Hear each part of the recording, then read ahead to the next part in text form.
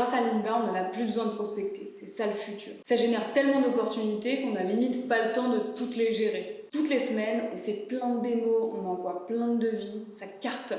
Il y a quand même quelques questions qu'on peut se poser avec toutes ces opportunités entrantes.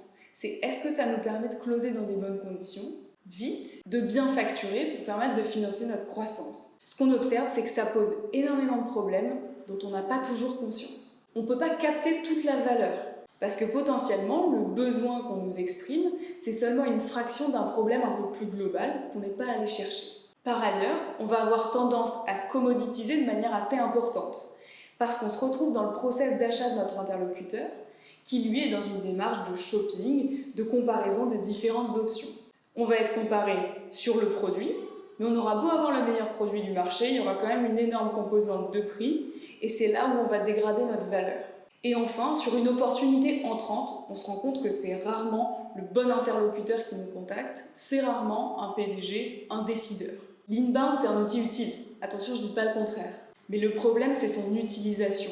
Ce qu'on met le plus en avant quand on parle de l'inbound en général, c'est l'optimisation maximale du temps que ça permet. On a quand même tendance à se tromper sur l'objectif. C'est pas d'optimiser le temps et les process, c'est de rencontrer de nouveaux prospects et de closer. Comment on fait en sorte que notre génération de nouvelles opportunités soit plus efficace? Premièrement, on se fixe les bons objectifs. C'est rencontrer des décideurs qui ont des problèmes qu'on peut résoudre. Et on utilise les marques d'intérêt qui sont générées par l'entrant comme des indices sur le fait qu'il y a des enjeux dans cette entreprise et on contacte le décideur.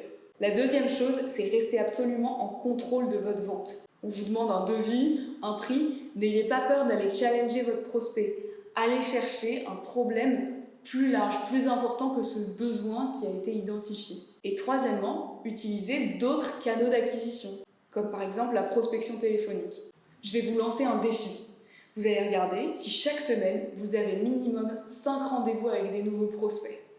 Ces rendez-vous, ça doit être avec un décideur, en physique, en one-to-one et dans un contexte non social. Soyez honnête avec vous-même, posez-vous les bonnes questions et pas d'excuses de temps, etc. Mettez les réponses dans les commentaires et je pense que vous allez être surpris. Je compte sur vous pour le défi et je vous dis à bientôt dans une prochaine vidéo.